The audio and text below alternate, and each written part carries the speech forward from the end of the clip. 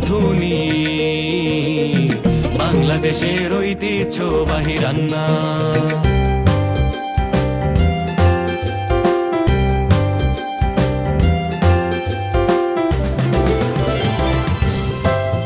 সুপ্রিয় দর্শক, আমি নাজিয়া ফারহানা। সেরা রাঁধুনি 1424 রাঁধুনি বাংলাদেশের ঐতিহ্যবাহী রান্না বইটি থেকে করে দেখাবো সর্ষে কুমড়া।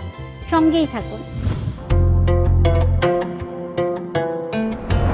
সর্ষে কুমড়া রাঁধতে প্রয়োজনীয় উপকরণ: জালি কুমড়া একটি, তেল আধা কাপ, সরিষা বাটা 3 টেবিল চামচ, হলুদের গুঁড়া আধা চা চামচ, আদা বাটা 1 চা চামচ, রসুন বাটা 1 চা চামচ, কাঁচা মরিচ বাটা 1 চা চামচ, জিরা বাটা 1 চা চামচ, লবণ স্বাদ মতো।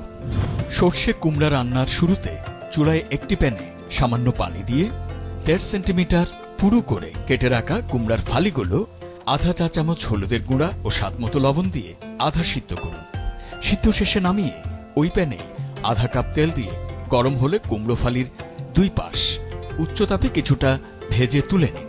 ফ্রাই প্যানের বাকি তেলে 1 চা চামচ করে আদা, রসুন ও কাঁচা মরিচ বাটা, সামান্য হলুদের গুঁড়া, 1 চা চামচ জিরা বাটা, স্বাদ মতো লবণ, 3 টেবিল চামচ সরিষা বাটা এবং সামান্য পানি দিয়ে কষাতে হবে।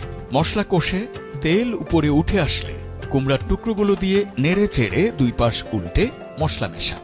মিনিট খানেক পর নামিয়ে গরম ভাত বা রুটির সাথে পরিবেশন করতে পারেন মজাদার সর্ষে কুমড়া। প্রিয় দর্শক, দেখলেন তো কত সহজে তৈরি হয়ে গেল সর্ষে কুমড়া। আশা করি রেসিপিটি আপনাদের ভালো লেগেছে। ভালো লাগলে অবশ্যই বাসায় ট্রাই করবেন। রাঁধুনি বাংলাদেশের ঐতিহ্যবাহী রান্না।